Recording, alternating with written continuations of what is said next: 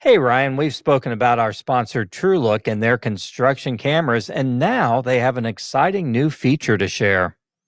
That's right, Todd. TrueLook's cameras already monitor the progress on your job sites with high quality video and live viewing, and now they've upped their security game.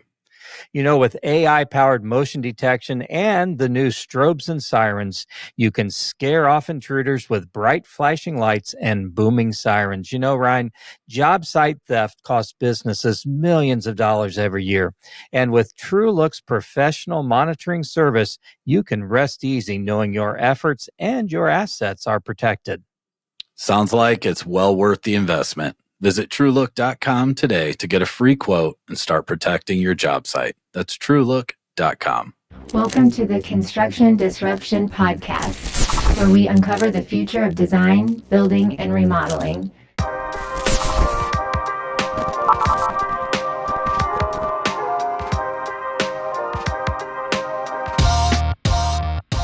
I'm Todd Miller of Isaiah Industries, manufacturer of specialty metal roofing and other building materials. And today my co-host is Seth Heckerman. Seth, how's today going for you? Going well. How's it going for you? It's going well too, although I've been really troubled by a question. Okay. I've been thinking recently, and I remember back in 5th grade, I had to do a report on electric eels. And I got to thinking, what were electric eels called before electricity was discovered?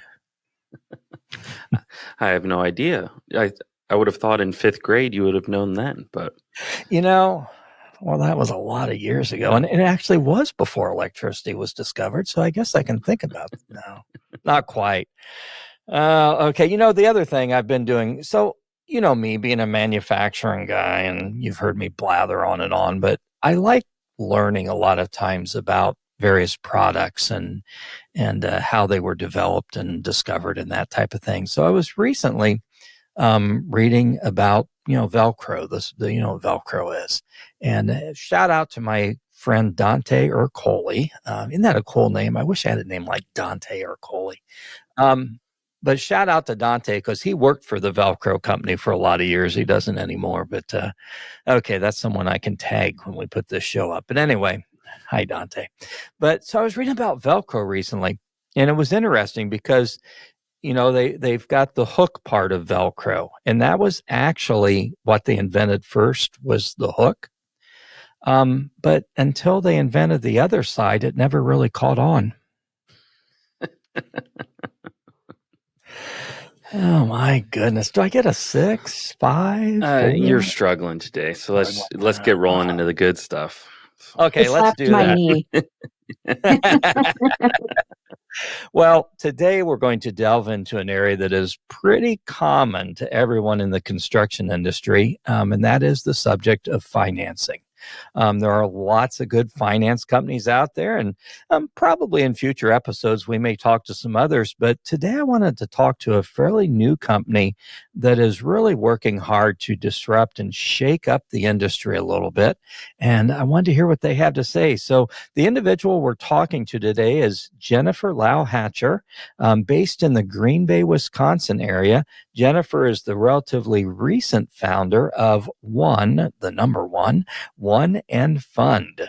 And the and is an ampersand. And I just had to say that because Seth, I like saying ampersand. You've heard me say that. So she is the founder of One and Fund. Additionally, she is a visionary. She is host of the Generator Stories podcast. She's a mom, and she is also, I love this, a self-described magic maker. Jennifer, thanks so much for joining us here on Construction Disruption. I'm looking forward to a great discussion today. I'm looking forward to both. And yes, thank you for having me. I'm really grateful to be here. Well, let's start out a little bit with, kind of what brings us here today. Tell us a little bit about yourself and what led up to you founding One and Fund. Yeah, I'm going to start way back, right after electricity was invented, at the beginning of my career. I have always been a builder of people and businesses. And the reason I bring up the beginning of my career is I started in education and ran a series of small businesses called Sylvan Learning Center. You might have heard of it. They're Yeah, still around. sure. And the reason I bring this up is I learned very, very early on the power of teams and how that can make life happen for people. So in a teeny little town called Fond du Lac, Wisconsin, it's a very industrial kind of farming town. I had the longest tenure at my center east of the Mississippi. So I'm competing with New York and, Florida and some really big metro areas. This teeny little center had the longest tenure, aka family stay or spend. So I think our average was about 18K. And the reason I was able to do that is I leveraged financing to make something fit into somebody's budget. So I bring that up because it's important of, hey, high ticket, how do we make this fit? And then we fast forward many, many years when I worked for one of the big banks. And my role at that big bank was to build dealer training and lead a curriculum, multifaceted of how do we talk about financing? Why is financing important? When do we talk about financing and all those people or all those facets? And while I was there, I did create the first gamified learning experience on how and why to talk about financing. And from that big bank, I went to a couple fintechs and building out strategic programs, mostly in home improvement and healthcare. And from there was my first company born in the financing space. I'm making this really long, but I promise it's all relevant to how What and Fund was born. This is awesome. So the first company was Simple Choice Lending. And I created that because I saw big gaps in how contractors were served and who needed help where. And there's just a lot of discrepancies. I'm sure we'll be able to get into in the show today. But I founded that with some really deep subject matter expertise from Justin Hatcher, who I'll also talk about. And from that, it was this little seedling that opened a lot of opportunities. And we saw a way that we could serve the market in such a bigger, better way and definitely more holistically. So found a partner who was amazing and kind of fell into our lap. But he's brilliant and also a subject matter and home improvement. And finally we get there. One and Fund was born. Very cool. And I loved you talking about Sylvan Learning Center. Years ago, I worked with a marketing company in Baltimore, and I think it was Sylvan's corporate headquarters at the time that were right across the street from where I met this firm. So that was pretty cool. Yes, so I don't want you to forget the flow, and we're going to get back into it, but I do have to apologize. So most of our audience members realize this, but one of the things we do here on the show is what we call challenge words. So just so our audience knows, each of us, Seth and Jennifer and I, all have a challenge word that we are challenged to work into the conversation somehow.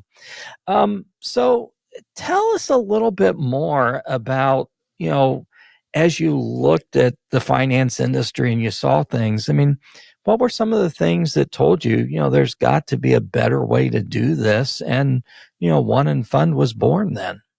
Absolutely. And it's a 3-part answer. Sometimes my answers are not short, but I try.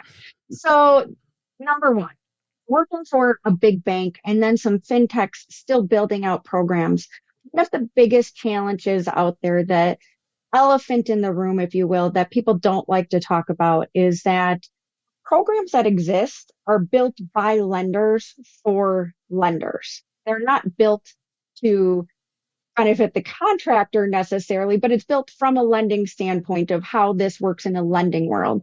And so that's just a huge gap that we are attacking head on. Is we are building a platform and programs that are built by home improvement experts for home improvement experts, so that the pain points of the dealer are getting solved, which is completely opposite approach to how everybody else is attacking it. So that's part number one.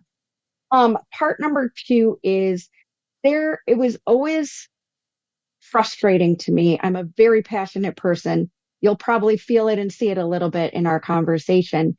But it was always frustrating to me that the newer dealers or the dealers who needed help setting up their processes, needed help with great rates because their margins weren't as big, didn't do enough volume to get those benefits that they needed. And it always felt so opposite to me of how we could really serve and grow this beautiful, home industry, if you will. And so that was part number two. And then part number three, I briefly mentioned Justin Hatcher. I'm bringing Justin Hatcher back in because Justin Hatcher is absolutely one of the best in class subject matter experts in finance and home improvement. He was part of the Tundraland team here in Wisconsin that grew from about 25 mil Okay. annual sales over a 125 mil annual sales when this company was sold. He was on the RBA Finance Council. He was on the Big 12 Finance Council. So again, deep expertise. And he actually started selling in the home. So he's also sat at that kitchen table and had those conversations Mhm. and then came home and had fun conversations when maybe they didn't close. But in any case, I called that out because from the dealer perspective, Justin's expertise and that back end again of pain points and the solves that we need is really how we're focusing our go-to-market as a sales enablement tool for contractors. Long answer again, but it's true. We have the three piece. No, that's a great answer, and I see in there that customer focus and that, hey, we've been in your shoes, and yeah, I just love all that. So if I understand correctly, you folks work with multiple lenders, and you offer your clients, again, as you've said, primarily home improvement contractors, a way to sort of shop around multiple lenders to find the best fit for their clients, but it also sounds like for them. Um, Kind of look a little bit at, how do you see that benefiting both the client, the homeowner, and also the contractor? Yes, 100%. That's true, but I want to clarify just a little bit because I didn't really tell you exactly what One in Fund does. So One in Fund, we really like to think of ourselves as a finance manager in a box. So we help organizations curate programs for their needs. It can be really overwhelming if you don't have somebody like Justin who shop all these different lenders and make sure you're getting the best rates and that you have the right program set up. And so we do that for our partners, complimentary, by the way, for the dealers that we work with.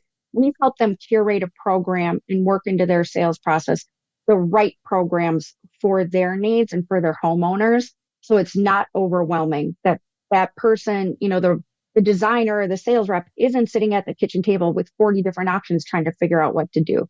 We do help them curate that option. The shopping part of it would be us helping them shop to get the right program set up so they don't have to do the heavy lifting. It's very, very easy.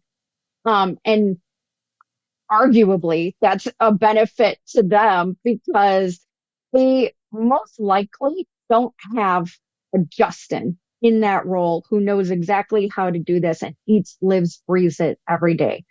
Typically, it's somebody in accounting or the sales manager who's trying to handle the finance program.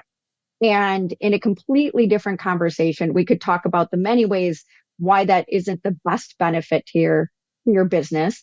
But in the short term, how do we fill that gap? How do we find somebody who it can be an expert and eat, live, breathe it and be vigilant for you?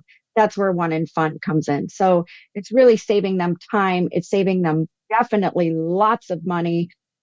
It's sales enablement with the training of the sales team if they want, of those hows, whens, whys, things like that. And for the homeowner, it means that they are getting the project they want or need today. The sales rep that I mentioned is getting the yes at the kitchen table. The homeowner gets the comfort of knowing that, the tub that they need or the deck that they've dreamed of for 10 years, they can get and they can fit it in their monthly budget. Because a lot of times we don't have the cash on hand as consumers to just write a check for this. Or maybe you're a savvy consumer and you don't want to write a check for it. So how do we make that come together of getting the product you want at a price that you can afford? That's powerful, and we see that on the contractor side, that conundrum where they get this menu from a lender that is as long as a sandwich shop menu, and they feel like they have to go into the house and offer white, wheat, rye, pumpernickel, all the different options to the homeowner and let them sift through it. But really having that expertise to distill it down and what's going to work best for you, what's going to work best for your product mix and clients. What do you typically find that getting distilled down to? 2 plans, 3 plans? Is there a sweet spot that you're typically trying to hone in on? Yeah. So it does depend on the contractor and their business, right? So first and foremost, there is not a cookie cutter, one size fits all answer in our world. That's not how we function to serve our partners. Otherwise it'd be like you walk into Jimmy John's and everybody gets flaming hot Cheetos. That's not the right answer, right? So typically, as a generality, it will be 2, maybe 3 lenders. So very typically somebody has a first look lender who does a great job or not. And then we will help them either line up or have a stronger program with a second look. And then for some, there's also a third look. But the goal is always to get that yes during the appointment at the kitchen table. And our platform allows them to do that with one software. Fantastic. So that platform you mentioned, is that an app or your own portal then? It is our own portal. It is a proprietary one in fund, super fancy. I'm not going to tell you too much about it yet because I want to leave you, salivating to hear more. But it is a one in fund singular application. And like I said, it's a soft pull, so it's not hurting your homeowner to look at what their options may be. I'm kind of curious. So, as you've started this business and you've gone out there and gotten clients, kind of curious, are most of your clients folks who are already experienced with financing and they're just looking for a better option and better ways to do things? Or have you found yourself working more with companies that are completely new to financing? Yes, and yes, and yes. Yeah, I knew that would be the Yes. answer. So, humbly, we do have a lot of really incredible relationships with well-established companies and with manufacturing groups who want to help their dealers have a set program and not try to be finance experts because it's confusing and we want to avoid that FUD whenever we can. So yes, we work with established companies. Some may or may not have a finance manager in place. If they do, we support them in their efforts. If they don't, then we're able to make a huge impact for them by bringing all these pieces to them complementary because you're not hiring somebody on payroll then, right?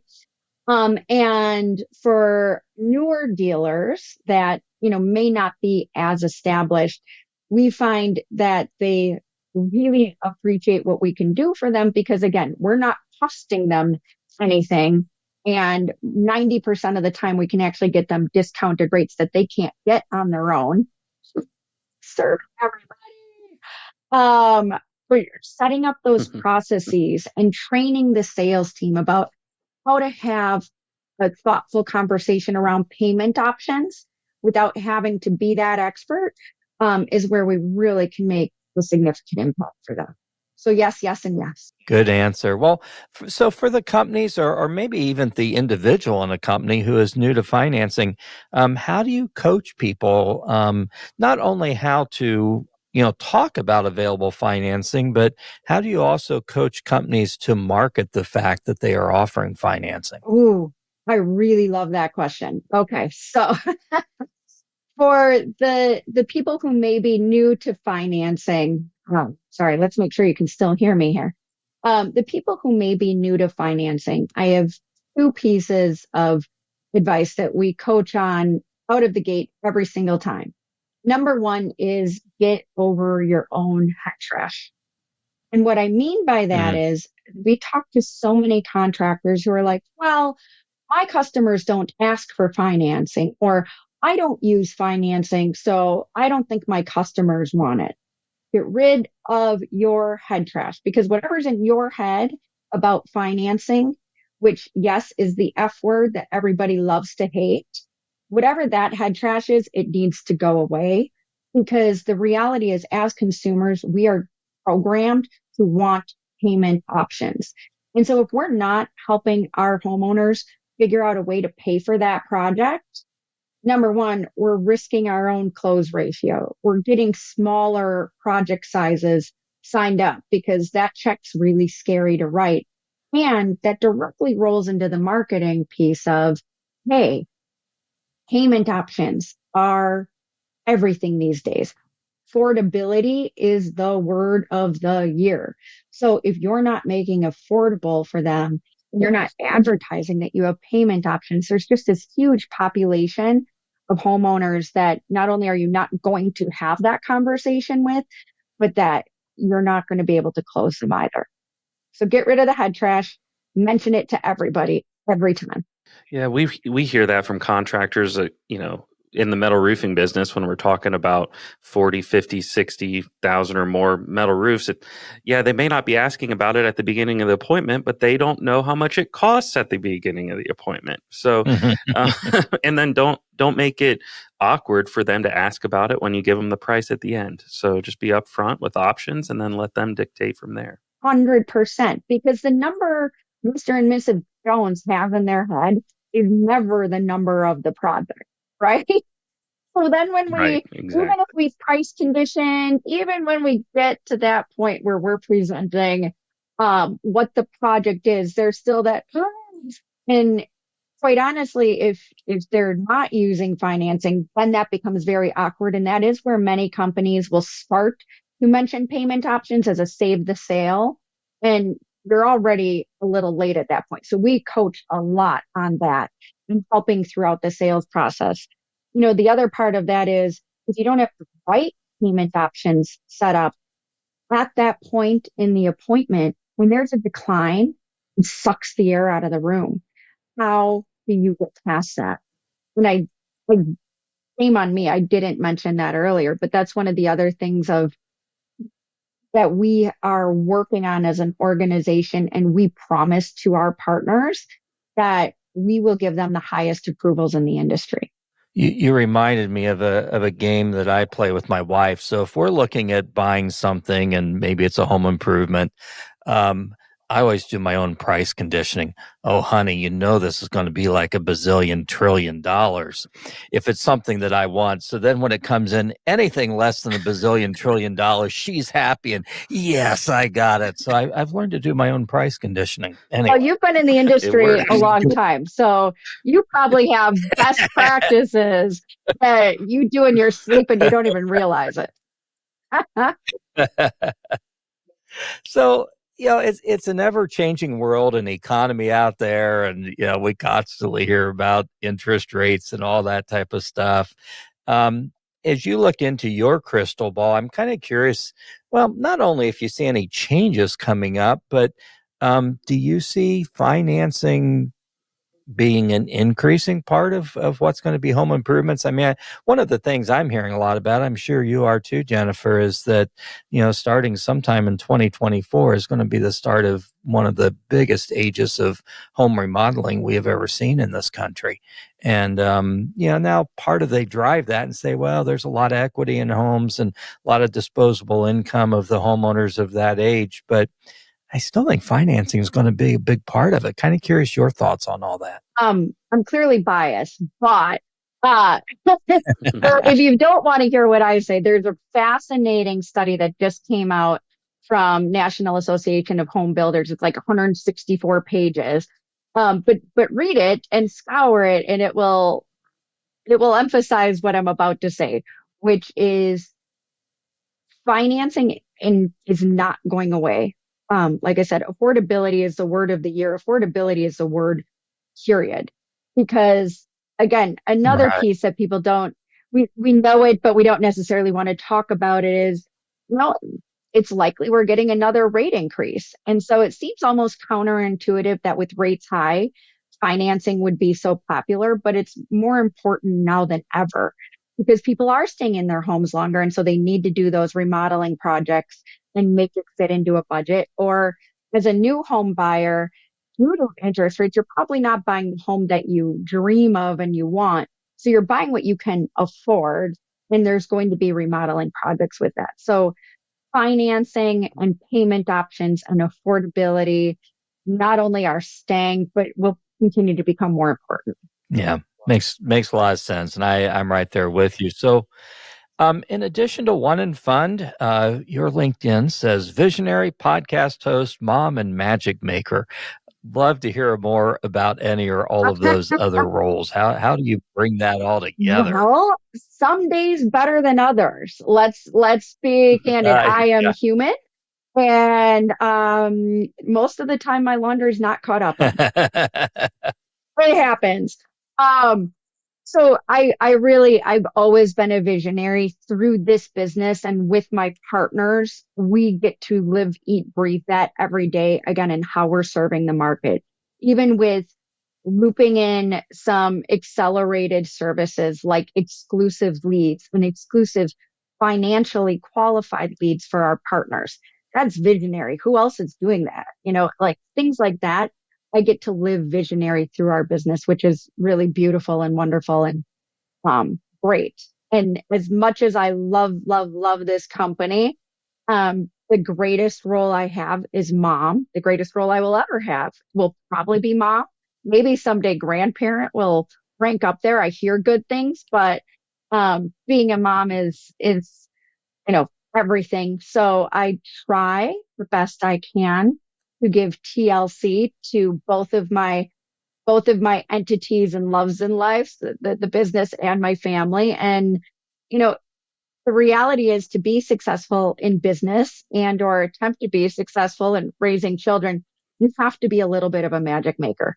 So, every now and then I bust out some beautiful magic and it's glorious. Very cool. Well, I don't mean to be a contrarian, but I think you're going a little bit with being able to balance all that. You're a little bit beyond human. I think there's a little bit of superhuman going on there. I don't know.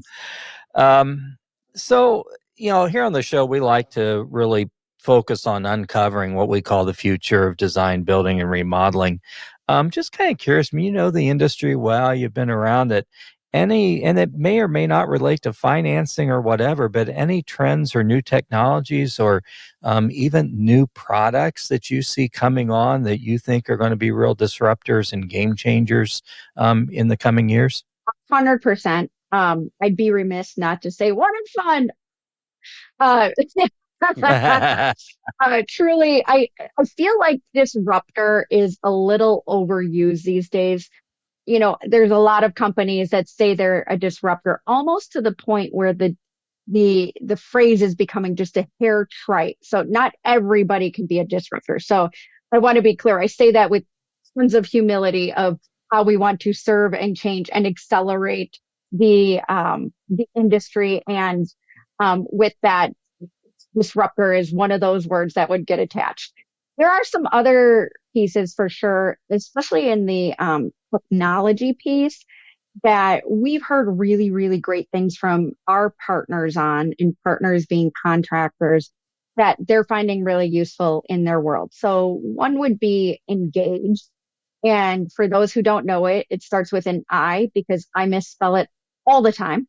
But Engage is a really incredible sales tool, and they have a marketplace coming out that's going to be kind of that one-stop shop for a bunch of resources all at once. So again, in your hands, on your tablet, you have a ton of resources available to you. And so that's really, really exciting with Engage. And then another one is GTR, or Get the Referral. They're fascinating. And that was a company, it is a referral company, and referrals is one of those pieces that is the most overlooked in the industry. And I say this from a coaching perspective, right? It's that untapped market, and how do we get that loyalty? And, we just had a job that everybody's loving. How do we capture that? So Get the Referral was actually started by a gentleman who was in the industry and wasn't happy with the amount of and the types of leads they were getting for his company. And so that's how this with the referral was birthed. And so our partners who are using this love it. And I have some other partners who are like, I can't get signed up fast enough. And it's not on get the referrals part. It's, getting their leadership team to agree on it, but they see the value in it. So I would say that's another disruptor because there's not a lot of programs like that. And then from a product perspective, it's interesting to me with the sustainability and green energy and where we're going with products that focus on that. And obviously with the new tax credits, the government has a lot of focus on energy efficient and things like that. So I feel like over the next 5-10 years, we're going to see a ton of advances and maybe some new products coming out in that sustainability kind of green energy saving initiative. Makes a lot of sense. I like that. And I'm going to check out GTR. One of the things that we coach on a lot is what we call referral maximization. So that's a subject that's dear to our hearts. And shout out again to Engage. We offer an Engage presentation for our products that Awesome. Really is a game changer. I'm right there with you. Just beautiful, beautiful things that you can do with that platform. So, we think a lot of our audience members are, younger folks, newer folks to design, just this great industry, design, construction, remodeling. Any just general advice you have to them if they're trying to find their place in this industry? Yes. A couple pieces. Piece number one, find a mentor. This industry is a relationship industry, number one. So if you don't know that part, now's the time to know it. This is a relationship industry. So there are so many generous, wonderful people who have been where you are, who are happy to share where they fell on their face, how they got back up. Here's what you don't want to do, and really help along the way. So find a mentor. That would be my number one piece of advice. My next piece of advice would be, don't be afraid to fail.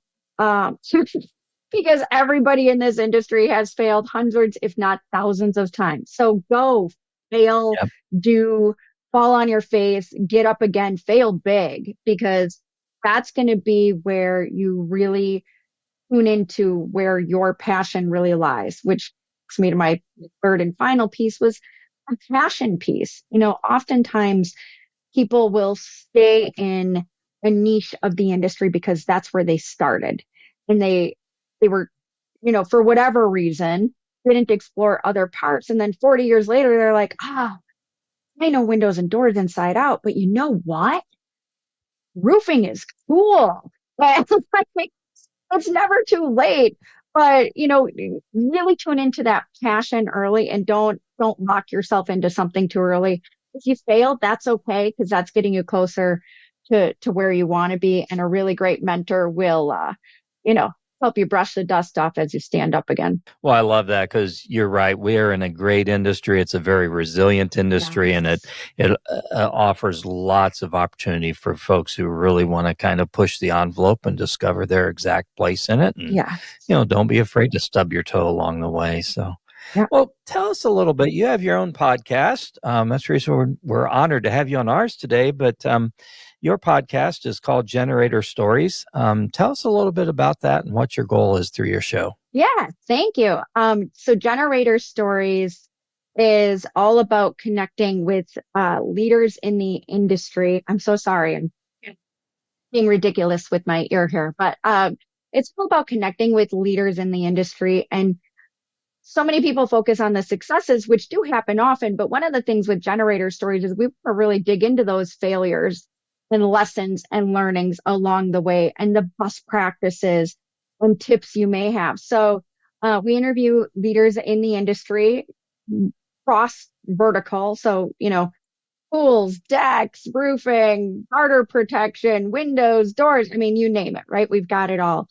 But we've got those. And then we do have what's been really, really popular is a small segment called Finance Friday. And Finance Friday did start as an ask from our audience with Justin Hatcher, also known as the finance dude. He has a gazillion nicknames. But if somebody had asked us, they're like, hey, get that finance dude on there. I want to hear. So Finance Friday is short little snippets. They're usually somewhere from like 5 to 12 minutes. So you can listen to it in the car between appointments or before you're running into the gas station or whatever on a segment of financing. And the goal of it is to give you a little snippet that you could take into your next appointment with you.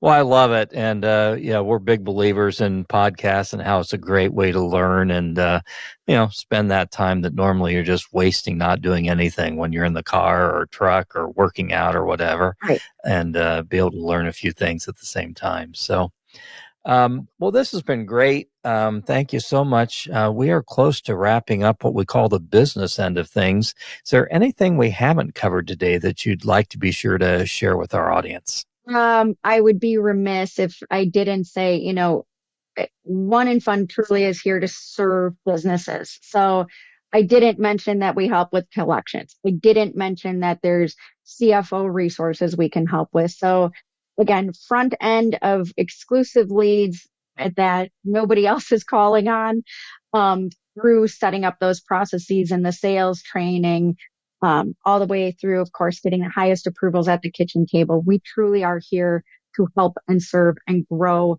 this amazing industry. So, we're here and we're happy to help at whatever level somebody is. Well, very cool. And in a little bit, we're going to ask you to share your contact information, and we'll also have that in the show notes. But before we go into that stage of things, we're going to ask you if you're willing to participate in something we call our rapid fire questions. And these are 7 questions. They may be, some are serious, some are silly. All you have to do is give a quick response, whatever you want, or a long response. We don't care. And our audience needs to understand Jennifer has no idea what we're about to ask her. So are you up to the challenge of rapid fire? I love this idea and I'm 100% in. It's fun. We will alternate questions. Like I said, we got 7 of them. Seth, would you like to ask the first one? Sure. So, rapid fire question number 1. Can you think of any product you've purchased recently that has been a disruptor or game changer for you? Sort of a where have you been all my life moment. Yes.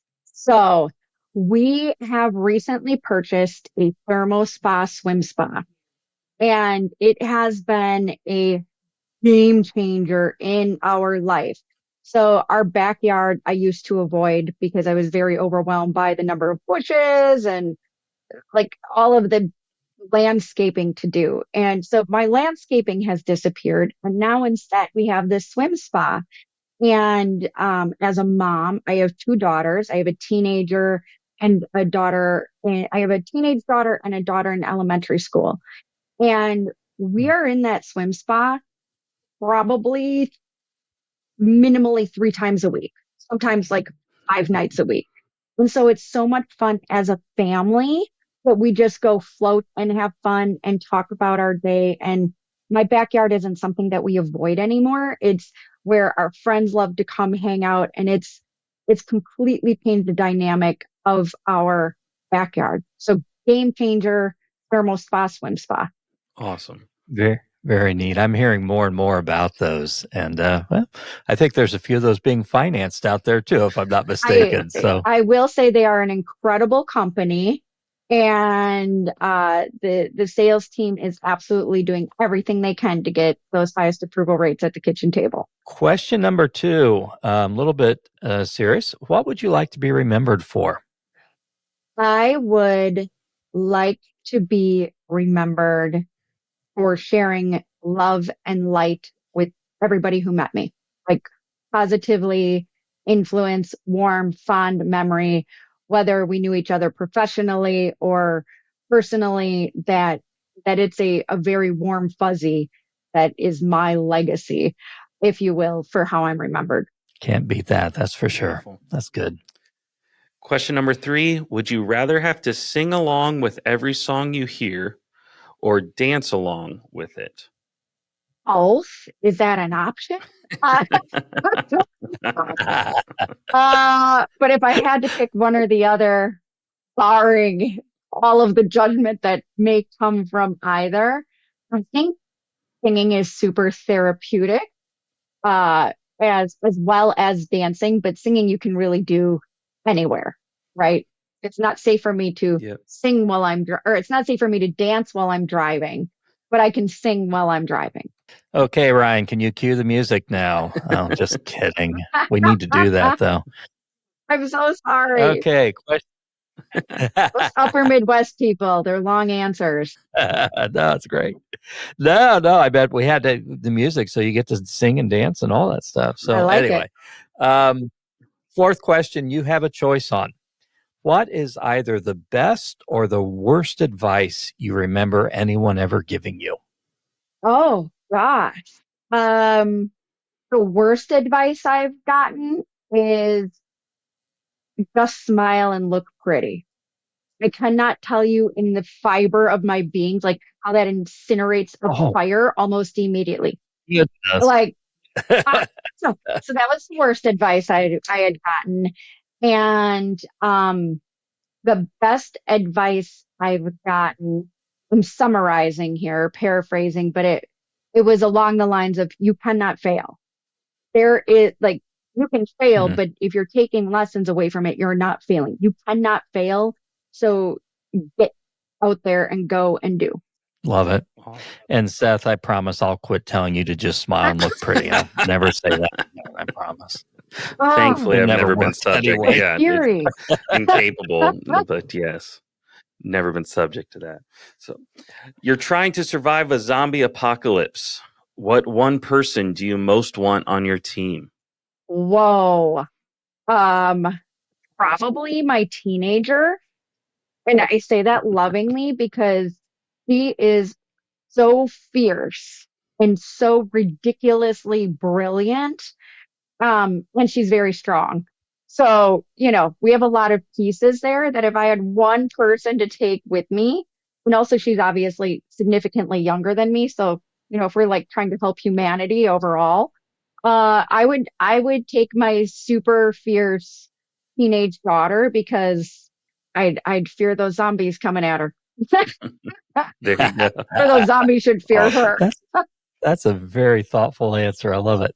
Okay, next question. I always like this one. This one's a little more thoughtful. So, what non family individual have you been ongoing friends with for the longest time in your life? Ooh, non-family individual ongoing. Ooh, I have a couple that come to mind, but the people I'm going to call out, it is a couple. The people I'm going to call out, I met at a very young point in my life. They've been super impactful in my life. I look up to them. I respect them.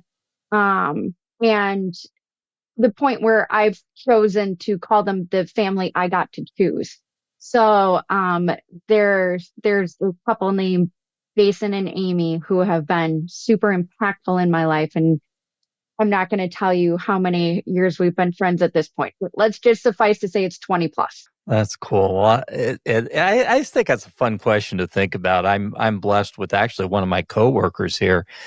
He and I met when we were 12 years old. So that was a long time ago, and still friends and working together too. So cool That stuff. is a huge blessing and super fun. So final question. This is yours, isn't it, Seth? Oh, I think so. Either way, but if you could hang out with a cartoon character, who would you choose to hang out with? Ooh, I am going to go with, and I want to preface this by, again, I have a child in elementary school. So basically, if there's cartoons on TV, I try to tune them out as much as possible because even though I'm a huge Disney fan, Disney Plus runs way too long in my house. Um, I think I would probably choose to hang out with Bluey and Bluey's family because They are fun. And yeah, I just think no matter what you do that day, it would be an adventure and it'd be fun. We have a Bluey family window decal on the back of our family vehicle at this point, so it is very popular at our house too. Yes, Bluey. You're gonna have to clue me in on this Bluey thing. You've mentioned Bluey before, and I still am not quite sure what it is. So we'll have to talk Sure, about that. I can introduce you. Episodes are very short, so it's definitely something that you could even watch one in 8 minutes and get a sense of Bluey. And they're the only ones conscious of not wanting kids to watch episodes on end because you have to hit the button to go to the next episode. So every 8 minutes, my girls are yelling at me to hit the button on the remote. But Yep, I let them go a few in a row. the But same. At 8 minutes, I feel okay with that. Well, Jennifer, thank you so much. This has been very informative and a lot of fun too. So, for folks who may want to get in touch with you or learn more about One and Fund, what are some ways for them to do that? Yeah, absolutely. So you can always go to our website, the number one, the word and spelled out, one and fund.com. That's always an easy way. You're more than welcome. I would love to connect with you on LinkedIn or Facebook. So feel free to find me there or find our company there and follow One and Fund on LinkedIn or Facebook. And then I'm going to be so bold as to give you my direct contact information because sometimes that's just the easiest route, right? So Absolutely. my email is Jennifer, JENNIR. Let me repeat that one for you. JENNIFER at one, the number one, and AND fund, FUND.com. Or my mobile number, because, our mobiles are always on us. Office phone, we're sometime by. So my mobile number is 920-203-0885. And feel free to give me a shout. If I'm not the right person on the team to connect with, I'll make sure that you're talking to the right person on the team and we'll get you where you want to go. Good stuff. Thank you. And we will put that in the show notes as well. So thank you again so much. So I'm pleased to let our audience know we were all successful on our challenge words. Good job. Seth, you had the word pumpernickel. And I so wanted to give you a rough time about using it, but I thought, I can't do that. Cool stuff. Jennifer, I gave you a phrase. You had flaming hot Cheetos. And you worked it in, along with a shout out for Jimmy John's too. So I love that. And I had the word contrarian. I was a little panicky, but we got her worked in there. So good you stuff. Did. Good. Well, thank you so much for joining us, Jennifer. And I want to thank our audience for tuning into this episode of Construction Disruption with Jennifer Lau-Hatcher of One and Fund. Please watch for future episodes of our show. We're always blessed with great guests. Don't forget to leave a review. Until the next time we're together, though, keep on disrupting, keep on challenging the status quo, keep on looking for new and better ways of doing things. And kind of Jennifer alluded to this too. Don't forget to have a positive impact on everyone you encounter. Make them smile, encourage them, be that light in their life. Powerful things we can do to change the world. So God bless and take care. This is Isaiah Industries signing off until the next episode of Construction Disruption. This podcast is produced by Isaiah Industries, manufacturer of specialty metal roofing and other building products.